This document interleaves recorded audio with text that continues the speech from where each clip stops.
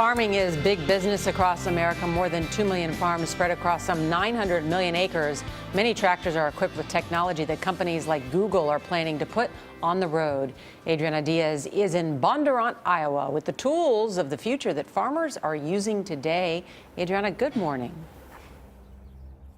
Good morning. Using GPS satellites thousands of miles in space, these 15-ton machines are able to steer themselves. As long as a driver's in the cabin, the machine can take over, something car companies have been trying to accomplish for years.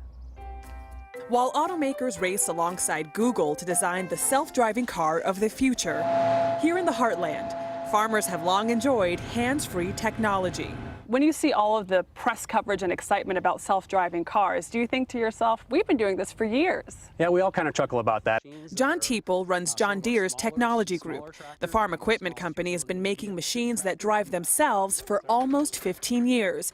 Instead of keeping their hands on the wheel, multitasking farmers can focus their attention on business.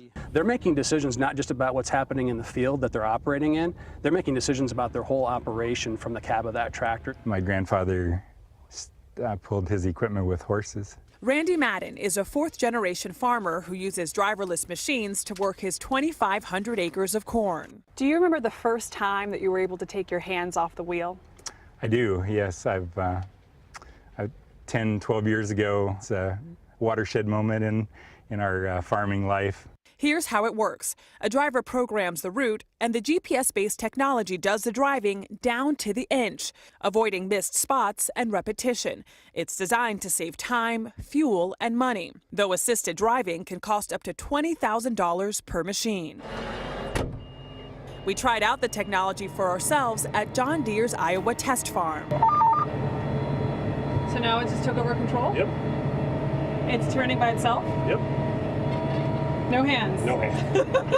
The driver still has to be at the wheel, because with no outside sensors, the only way to avoid a collision is if a human intervenes and takes the controls. Why has this technology existed in industrial settings sooner than on actual roads? These machines are operated on private land in remote locations. So certainly the challenges associated with rush hour traffic aren't a challenge when you're operating a tractor in a 100-acre field in central Iowa. But as farming becomes more automated, agricultural jobs may be on the line. And moving farm equipment online may make operations vulnerable to glitches and hacks, though John Deere says it has encrypted security measures in place. Homeowners may be next to get a helping hand. John Deere is developing self-driving lawnmowers in Europe, while car makers and Google rush to get autonomous cars on the road. Does Google ever call to ask for advice?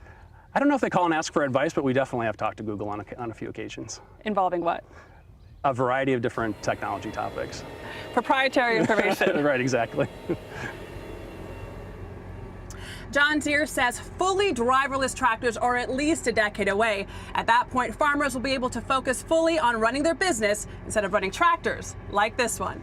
Gail? Fascinating stuff. Thank you, Farmer Diaz.